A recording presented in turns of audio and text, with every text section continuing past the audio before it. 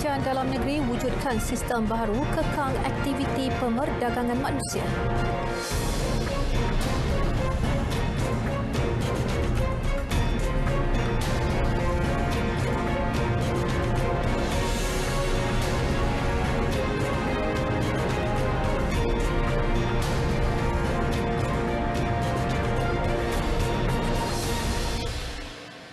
Assalamualaikum dan salam hormat. Anda bersama saya, Miza Usni Muhammad dalam Berita Parlimen.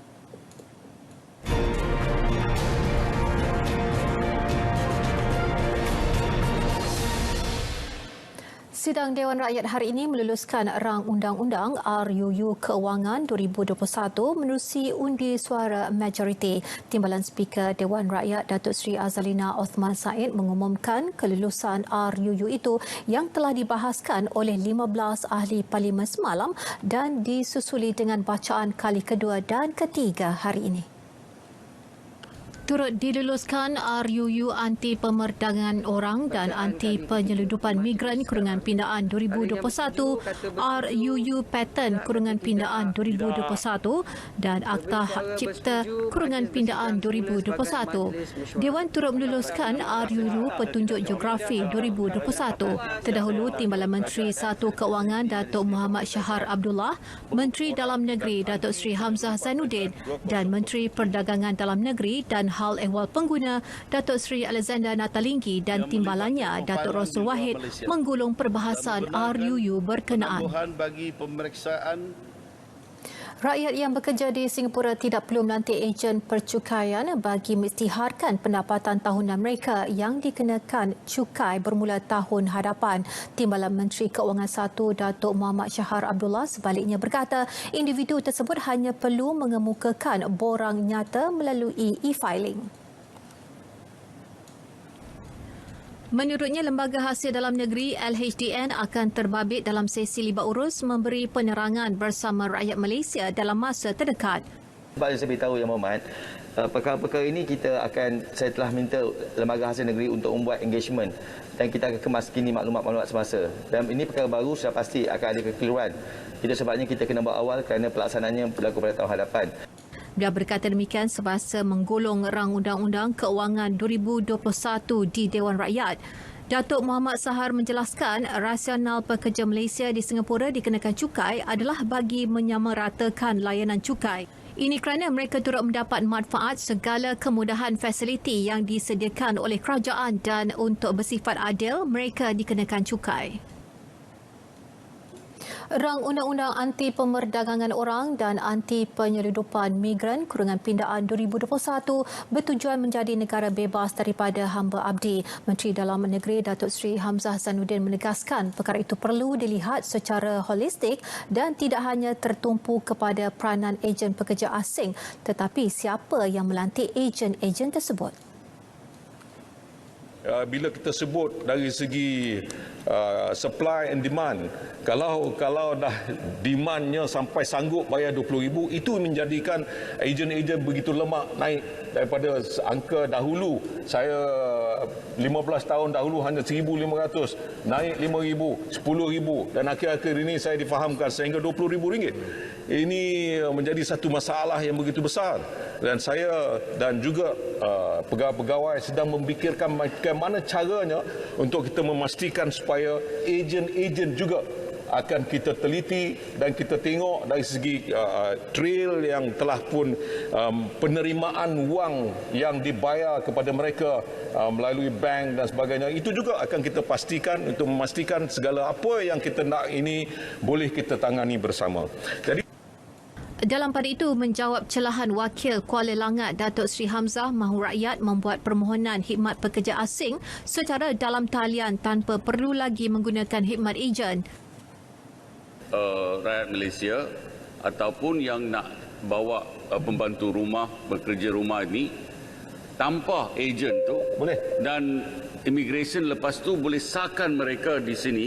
Boleh. Dan kita bayar dah apa yang kita katakan temporary work permit dan levy semua itu kita bayar. Boleh. So kita tak payah ada ejen-ejen yang charge kita sampai RM20,000 dan sebagainya. Betul. Adakah ini boleh diguna pakai sekarang, Menteri? Boleh diguna pakai sekarang ini dan bukan hanya sekarang ini, sebelum ini pun boleh diguna pakai insyaAllah.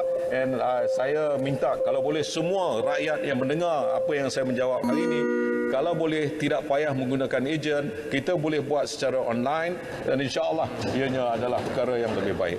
Jadi Tuan Ketua, segala apa yang telah dibangkitkan saya ambil maklum dan akan saya ambil kira. Teruskan. Untuk kita ambil Terbaik, kira. Menteri. Tahniah Menteri. Terima kasih. Assalamualaikum. Syabas. Satu keputusan yang baik, Menteri. Terdahulu, Datuk Seri Hamzah ketika membentangkan pindaan akta tersebut berkata ia antaranya meliputi peningkatan hukuman penjara iaitu antara 15 hingga 20 tahun bagi kesalahan pemerdagangan orang dan penyeludupan migran. Selain itu, beliau berkata bagi kesalahan yang lebih berat, bentuk peningkatan hukuman dicadangkan adalah hukuman penjara maksimum sehingga 30 tahun atau bersamaan dengan hukuman penjara seumur hidup dan boleh dikenakan sebatat.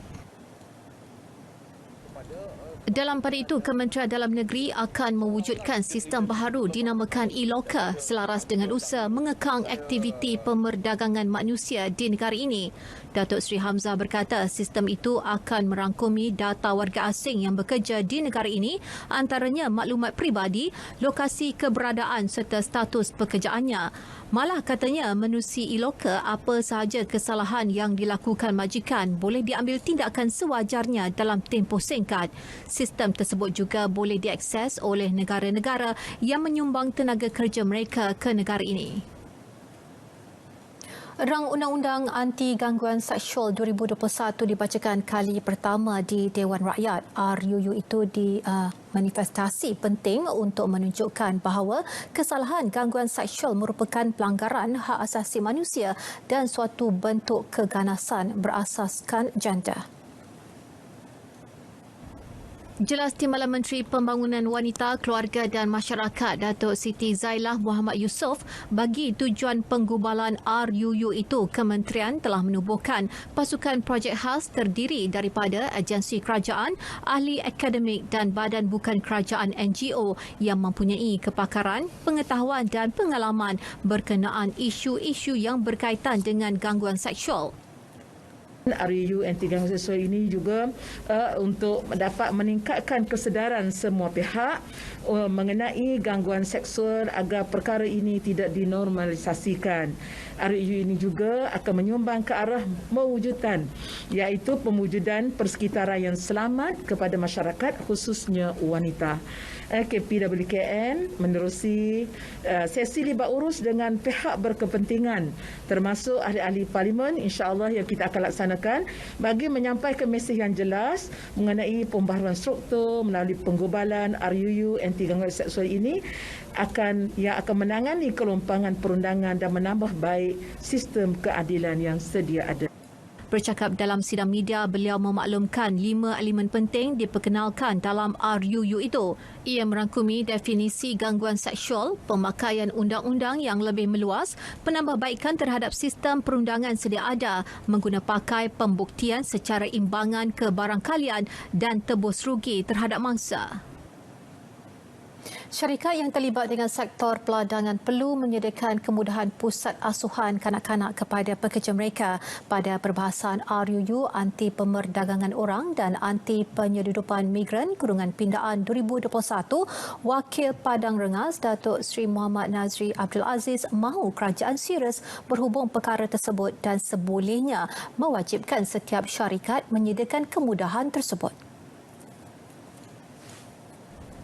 Beliau berkata ia penting bagi memastikan negara tidak dilihat melanggar undang-undang antarabangsa melibatkan penggunaan kanak-kanak sebagai buruh. Saya tengok kita mengambil orang-orang ni pekerja-pekerja daripada ejen-ejen.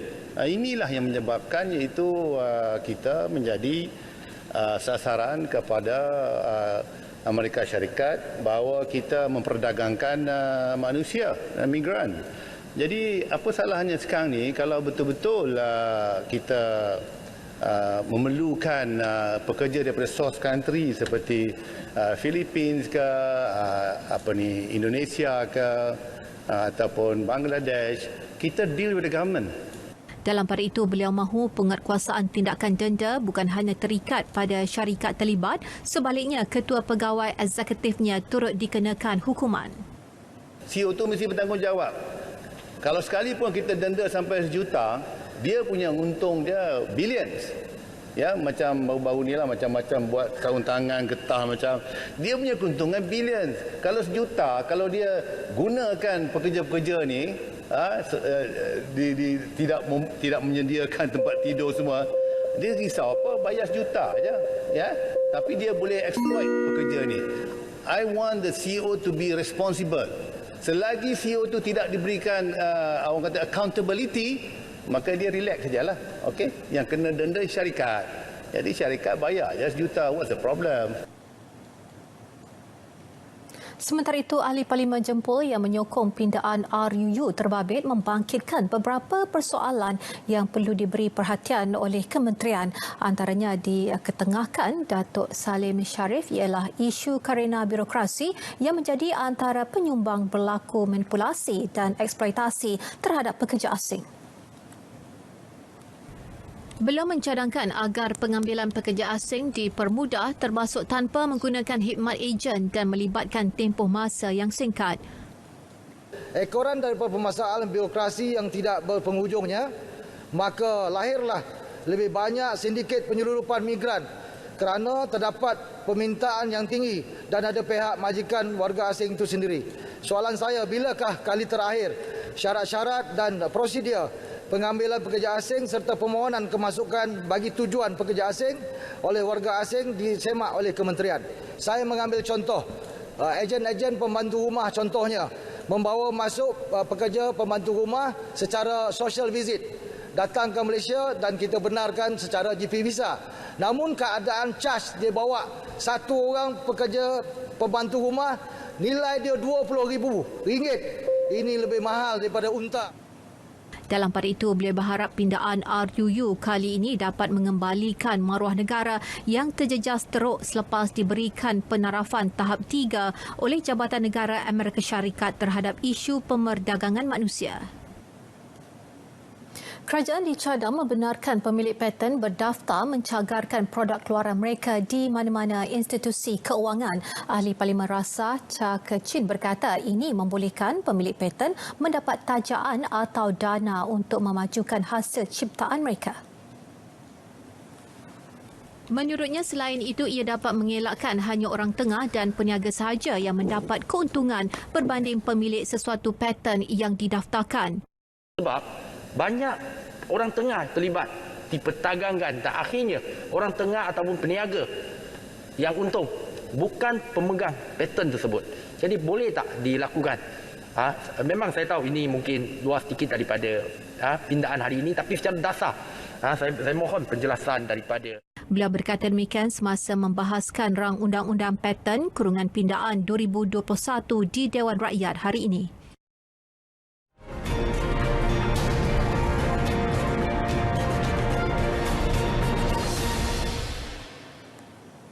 Sekurang-kurangnya 6,000 golongan sasar termasuk golongan muda, pekerja gig juga usahawan mikro dijangka bakal menerima manfaat skim jaminan kredit pinjaman perumahan. Kemudahan disediakan bagi membolehkan kumpulan sasar memiliki kediaman sendiri.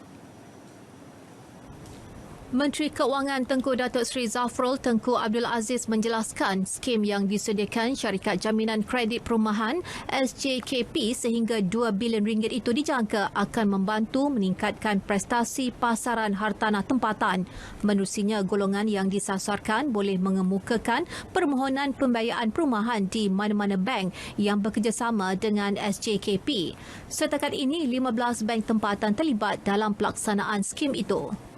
Bahawa skim ini termasuklah pendapatan yang tidak tetap, pendapatan tetap tetapi rendah atau sederhana, atau dokumen penyata pendapatan daripada majikan yang kurang meyakinkan. Ini macam contohnya yang berhormat penjaja kecil, perusahaan mikro dan sebagainya. Setelah pembiayaan itu diluluskan oleh pihak bank, permohonan tersebut dipanjangkan kepada SJKP secara atas talian, tujuannya untuk mendapat kelulusanlah jaminan terhadap pembiayaan perumahan tersebut. Menjawab pertanyaan Senator Datuk Razali Idris, Menteri Keuangan turut menjelaskan kerajaan juga akan membuat pertimbangan dan kajian mengenai cadangan penyediaan geran bagi SKJP. Tahun lepas saja Kementerian Keuangan telah meluluskan jaminan berjumlah lebih kurang 303 juta ringgit untuk 1,819 peminjam. Kementerian Keuangan juga sedang dalam perbincangan untuk memperkukuh kerjasama dengan Kementerian Perumahan dan Kerajaan Tempatan dalam mempromosikan skim itu melalui kempen pemilikan rumah yang sedang dan akan dijalankan. Jawatan Kuasa Kerja dan Jawatan Kuasa Pemandu ditubuhkan Kementerian Perumahan dan Kerajaan Tempatan KPKT bagi menyelaras perancangan bekalan serta data rumah mampu milik RMM. Timbalan Menteri Datuk Seri Ismail Abdul Talib memberitahu pembinaan 500,000 unit RMM di seluruh negara disasar kementerian selaras strategi yang digariskan di bawah RM ke-12. Strategi pelaksanaan ini akan melibatkan KPKT sebagai penyelaras untuk utama kepada 15 kementerian, agensi persekutuan, kerajaan negeri dan sektor swasta. Untuk makluman yang berhormat, sehingga kini terdapat 154 projek program perumahan rakyat PPR disewa dan PPR dimiliki yang telah siap dibina dan menyediakan 97,196 unit rumah kepada golongan sasar.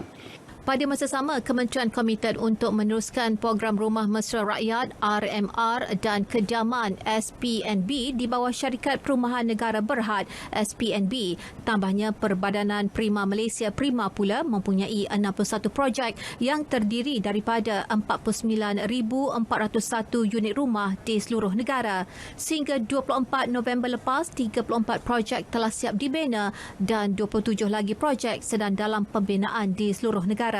Beliau menjawab pertanyaan Senator Datuk Bashir Alias.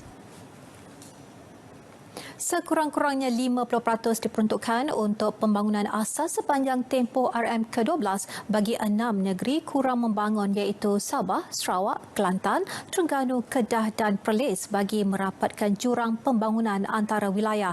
Menurut Timbalan Menteri di Jabatan Perdana Menteri Ekonomi, Datuk Eddin Shazli Sid, bagi tahun 2022, 6 negeri itu telah diluluskan peruntukan pembangunan asas sebanyak RM15.2 bilion atau 52.6% bagi melaksanakan 3,094 projek melalui pelbagai kementerian. Peruntukan pembangunan asas ini telah meningkat sebanyak 12% iaitu sebanyak RM1.6 bilion.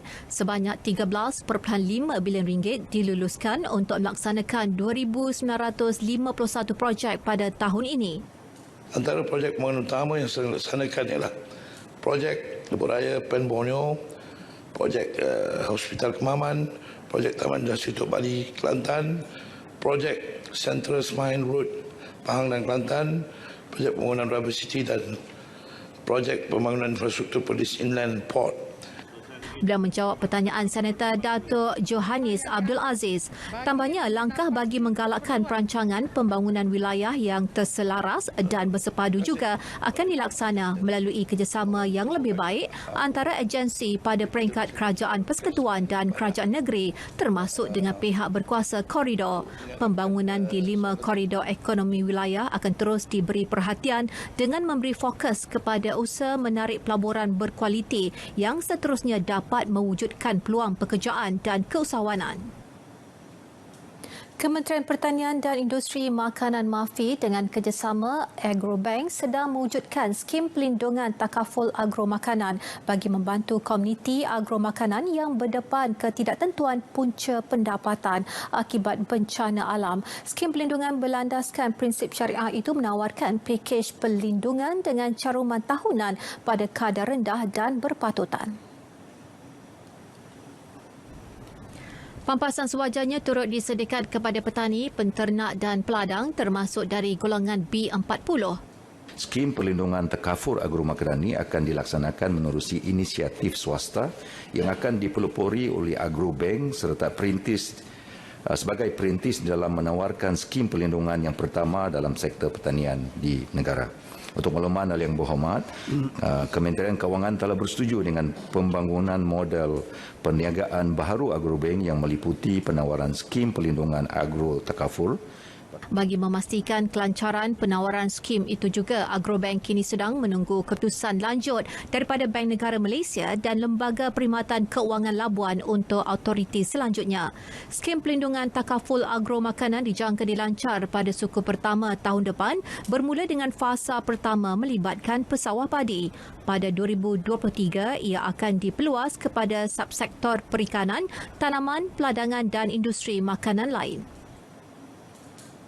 Diskaun tiket dan voucher istimewa ditawarkan di semua taman tema, pusat hiburan keluarga dan taman permainan ahli-ahli Persatuan Taman Tema dan Pusat Hiburan Keluarga Malaysia MATFA. Kerjasama yang dilaksana Kementerian Pelancongan, Seni dan Budaya dengan MATFA itu bagi membantu taman tema dan pusat hiburan keluarga kembali menerima pengunjung.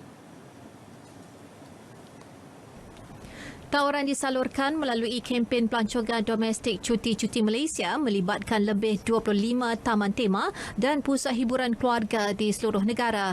Jelas Timbalan Menteri Pelancongan, Seni dan Budaya Datuk Seri Dr. Edmund Santara, kempen Rediscovery Fund, A Theme Park Family Affair itu dijangka akan dapat menarik kehadiran lebih ramai pengunjung ke taman-taman tema dengan lebih 40,000 pengunjung memperoleh manfaat kempen ini dengan menikmati kadar tiket masuk yang lebih rendah.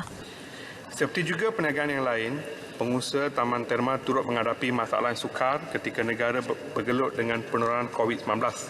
Seperti mana juga aktiviti-aktiviti dalam sektor pelancongan, Taman Tema adalah antara aktiviti yang akhir dibenarkan untuk beroperasi sepenuhnya selepas pelaksanaan Perintah Kawalan Pergerakan PKP di seluruh negara.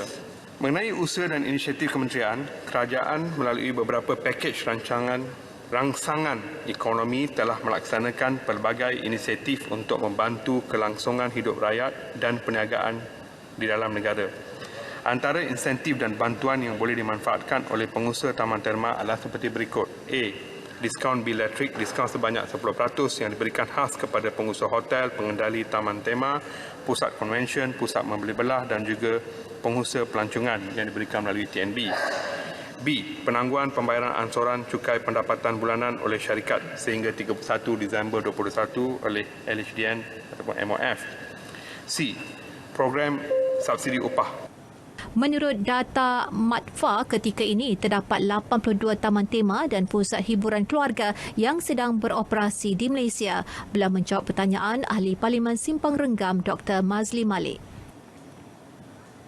Kementerian Pengangkutan melantik syarikat CRRC Rolling Stock Malaysia Senang Berhad CRM bagi perolehan train ETS Car Seats yang baharu. Berikutan syarikat tersebut telah menawarkan penurunan harga sebanyak 22% daripada kos sebenar perolehan.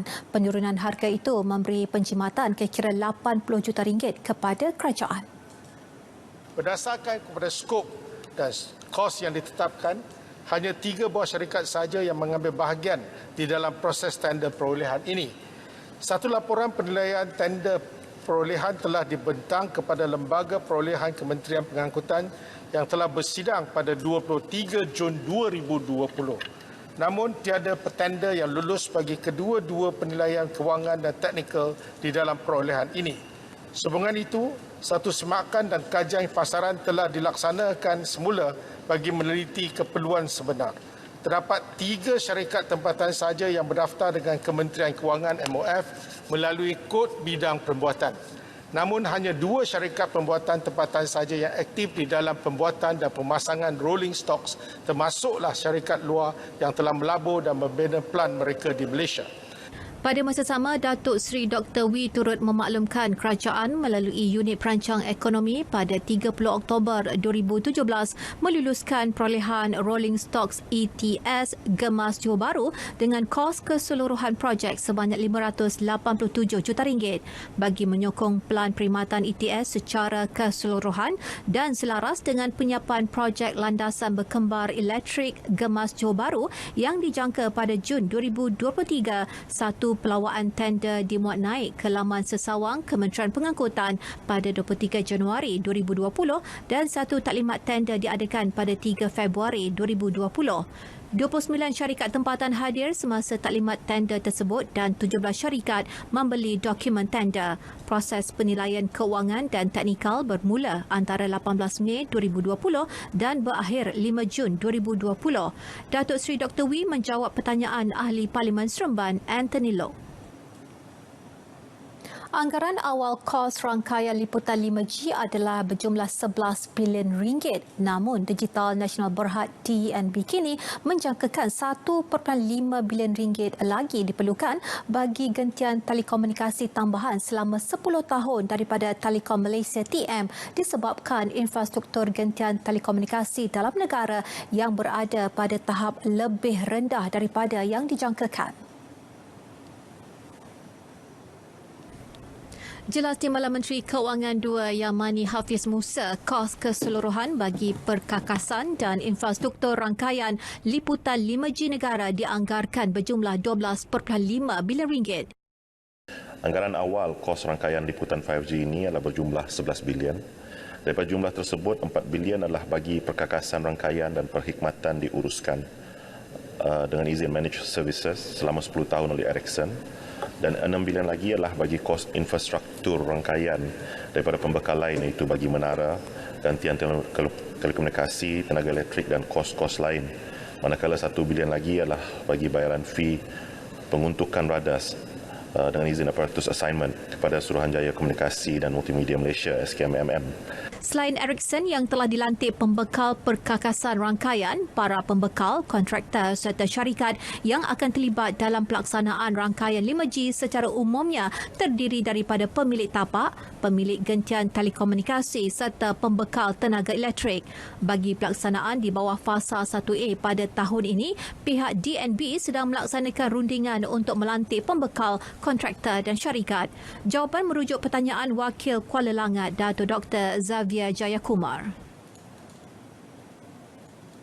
Berita Parlimen berakhir di sini. Keluarga Malaysia terus amalkan kawalan kendiri dan patuhi SOP ditetapkan bagi mengekang penularan COVID-19.